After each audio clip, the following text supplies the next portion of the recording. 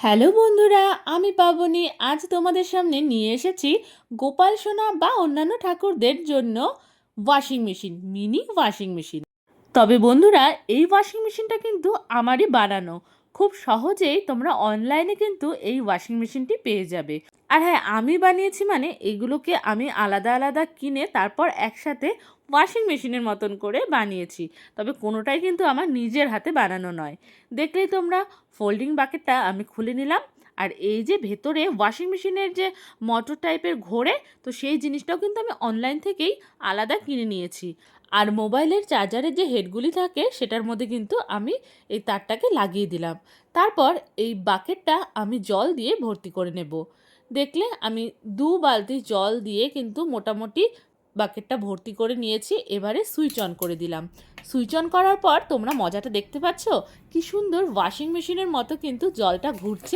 এবারে আমি এই জলের মধ্যে কিন্তু পরিমাণ মতো সার্ফ দিয়ে দিলাম।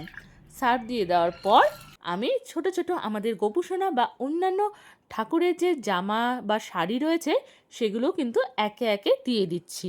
আর এই জামা কাপড়গুলো দেওয়ার পর তোমরা দেখতে পাচ্ছ কি সুন্দর জামা কাপড়গুলো ঘুরঘুর করে ঘুরছে। আর এই দেখো, সার্ফের ফেনাগুলো সরিয়ে তোমাদের একটা মজার জিনিস দেখাই, এর থেকে কতটা ময়লা বেরিয়েছে। যাই হোক, সার্ফ দিয়ে কিন্তু আমার জামা কাপড়গুলো কাঁচা হয়ে গেছে। এবারে সার্ফের জলটা বদলে আমি কিন্তু পরিষ্কার জল নিয়ে নেব।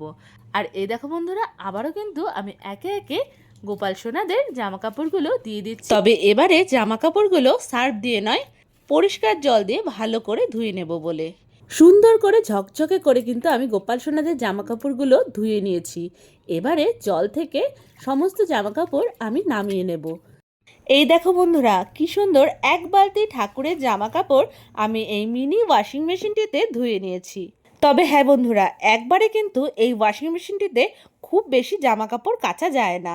অল্প অল্প করে কিন্তু ঠাকুরের জামা কাপড় কাচতে হবে। হাতে ধোয়ার থেকে মেশিনে কাপড় কাচলে কাপড়গুলো কুঁচকে যায় না, তার ফলে ঠাকুরের জামা কাপড়গুলি অনেক টেকসই হয়।